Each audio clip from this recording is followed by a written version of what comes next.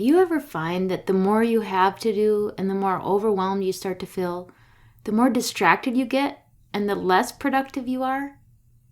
Chances are that is because you do not have an effective system for tackling your projects and tasks. Today I'm going to share my secret to limiting distractions and getting more done in less time. Are you ready to break free from the chains of busyness and reclaim your time? Then mark your calendars because my upcoming workshop, The Time Management Makeover, is just what you need. It is coming to you live on June 6th at 5 p.m. Central Standard Time. In this live event, I'll be revealing 4 powerful steps to help you unlock the secrets to time freedom and create more space in your life for the things that truly matter. Don't let another day slip away. Sign up now to reserve your spot and take the first step toward a life of balance and fulfillment. Head over to the link in the show notes to secure your place or go to gracefilledleader.com/workshop. Welcome to the Grace-Filled Leader Podcast. Do you want better work-life balance? Do you get stuck in patterns of perfectionism and people-pleasing? Have you always been an overachiever but never really felt good enough, no matter how much outward success you achieve? Do you want more time for the things that matter most? Well, you are in the right place. Here on the Grace-Filled Leader Podcast, we focus on spirit-driven success and share the secrets to having better work-life balance as a busy woman in leadership. Here you will learn how to set boundaries like a boss, find peace of mind, and reclaim your time for the things that matter most. Hi, I'm Tanya, a wife, mom, leader, and certified Christian life coach. For most of my life, I tried to find worthiness through achievement. I spent decades people-pleasing and pouring myself into my work. I was looking for my value through the approval of others.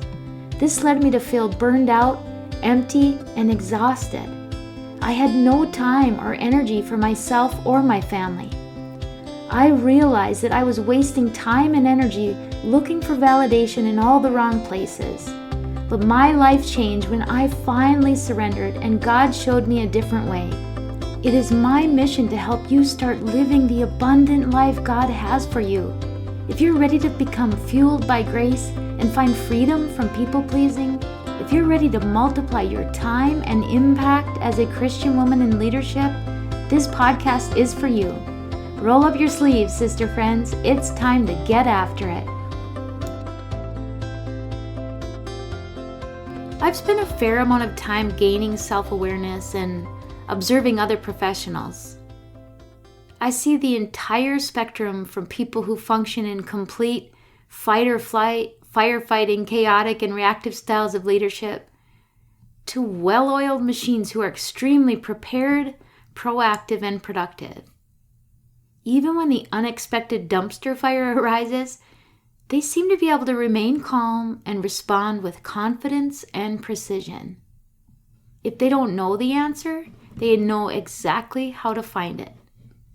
Typically, the individuals that function in reactive, human firefighters sort of state tend to have a more difficult time finding time away from work. They feel like they always need to be present or available, and if they aren't, something always seems to go wrong. Even while they are almost always on the clock and available, there seems to never be enough time and never enough of them to go around. They have their hands into everything, often unable to successfully keep all balls they are juggling suspended in the air. They function in their sympathetic nervous system almost exclusively. In contrast, the proactive planning types seem to have an easier time leaving work at work. They're able to take time away without fear of things falling apart. They seem to function in the parasympathetic far more often than their high-stress counterparts. If you aren't familiar with sympathetic versus parasympathetic nervous systems, they have opposite roles. Your sympathetic nervous system carries signals that put your body's systems on high alert. Your parasympathetic nervous system carries signals to relax those sympathetic systems. They are supposed to work together to keep your body in balance. Stress activates your sympathetic nervous system, which results in the release of various hormones that are meant to direct blood away from your digestive system and toward your skeletal muscles to increase energy and mental acuity, everything you need to have to escape an immediate threat. Now, this is intended to be short-lived and temporary. When the immediate threat is removed, our parasympathetic nervous system is supposed to take over and return us to the calm, quote, rest and digest state. But too often people find themselves in a prolonged stress activation state or anxiety state. This results in an imbalance. The sympathetic nervous system becomes overactive, keeping you in an overly heightened state of stress, both physically and emotionally. And the parasympathetic system becomes underactive, unable to restore you to a calmer state. This leads to a multitude of health problems such as adrenal fatigue, gastrointestinal problems, heart disease, high blood pressure, you name it. Anyway, I didn't intend to go into a whole science lesson, but that's the kind of Cliff's Notes version of sympathetic versus parasympathetic and the risks of being out of balance.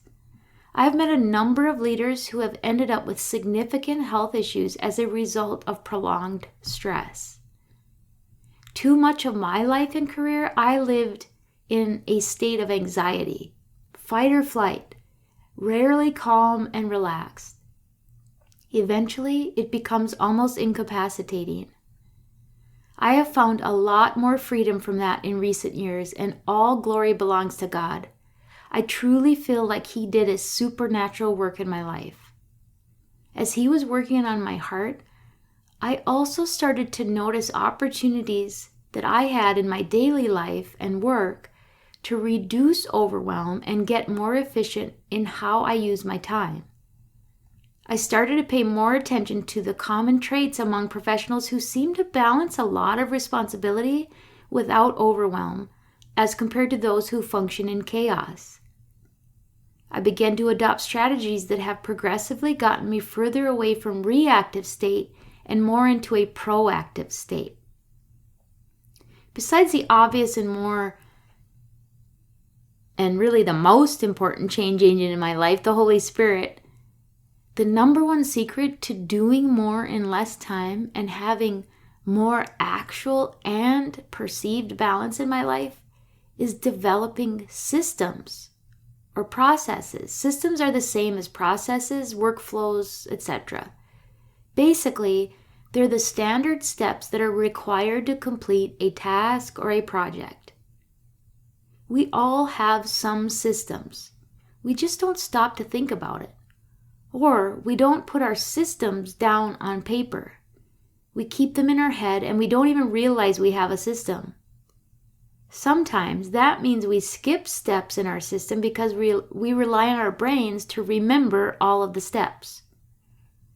So, to go a step further than saying that systems are the secret to saving time and creating balance, getting our systems out of our heads and onto paper or into a system that allows us to replicate, retrieve, and share is the real secret to boosting efficiency and balance. We all have things that we do every day, every week, every month, or every year. We have processes for doing things. Some of them are done so frequently we don't even have to remember. They are just automatic. Others we maybe don't do often enough that we have to stop and recall our process. Either way, if we don't have them recorded, what happens when something happens to us? How would someone else know how to do what we do? As leaders, we're told that we should always have a succession plan and we should be mentoring others in a way that allows for success, or at a minimum, it allows your business to continue if something happens to you. It's a little morbid, but I refer to this as the hit by a bus plan. What would happen if you got hit by a bus? Imagine someone stepping in and trying to assume your role. I began to realize that I didn't have a hit by a bus plan. Nothing even close. For too long, I've just taken care of things, thinking that I'm being a good leader, a good wife, or a good mother just by doing things for people instead of providing the resources and mentorship for them to learn how to do it themselves. And guess what happens when we just take care of things instead of creating systems for others to follow or empowering them to have some level of autonomy? This is what creates a scenario in which we never get to be gone. It is what keeps people dependent, and it keeps you out of balance. Not only does it create stress and overwhelm for you, but it doesn't allow others the opportunity to grow and be a support to you. If you haven't started to recognize or create systems around the things that are a regular part of your life and career, I encourage you to start now. And I'm going to give you a few points to start.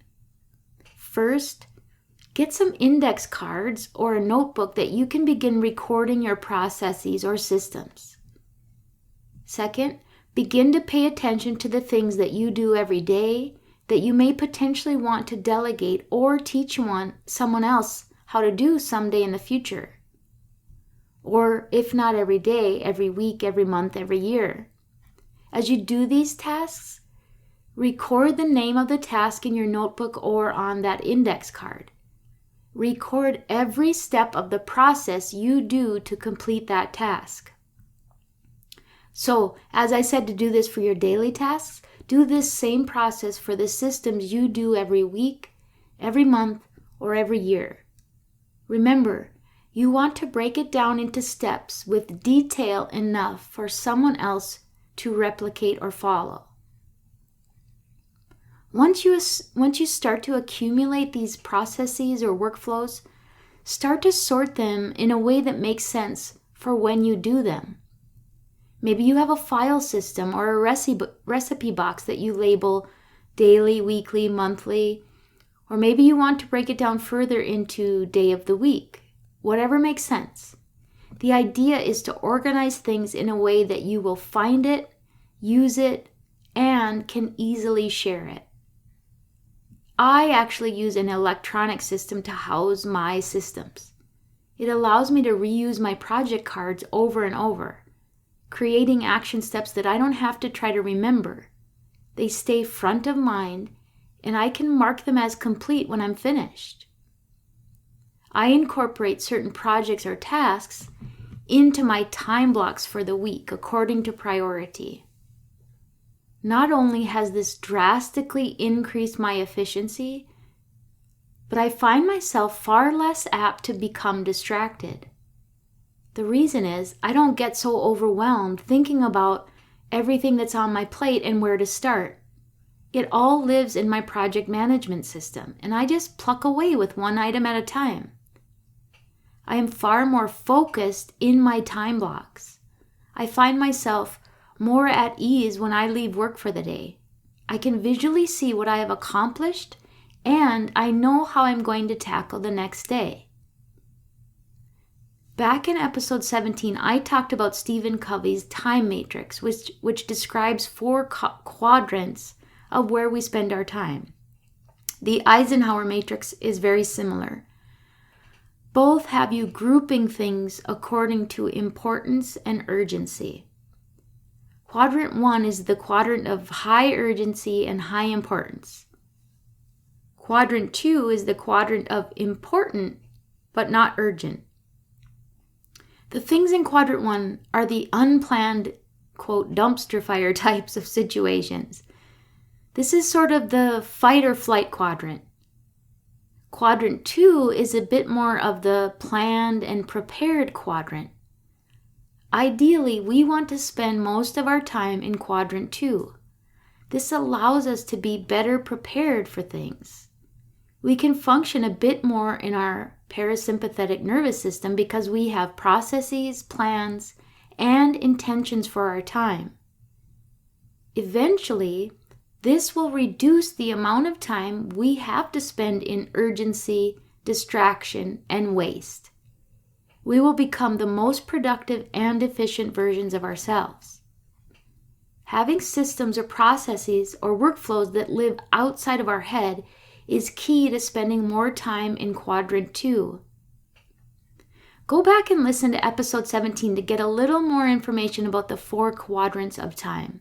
The main point of today is to urge you to develop systems for your work and home life if you want to be more organized, more efficient, more productive, and less overwhelmed. And until next time, I pray the Lord fills you with gratitude and His amazing grace. I pray this episode blessed you, spoke to you, or encouraged you in some way. If so, please share it with a friend and head on over to Apple Podcasts to leave me a review. That's the only way for me to know if you're enjoying the show. Nothing blesses me more than to hear from you. Also, come on over to our free Facebook community. This is a great place for us to support one another on our faith and leadership journeys. You can find the link to the group in the show notes or go to gracefilledleader.com/community. If you have questions or content ideas for the show, please send me a message on SpeakPipe or via email. Go to gracefilledleader.com/contact and leave a written or voice recorded message. I would love to know how I can best serve you on the podcast. Now to Him who can do immeasurably more than we can ask or imagine, according to His power that is at work within us. Ephesians 3, verse 20. Until next time, my friends, God bless.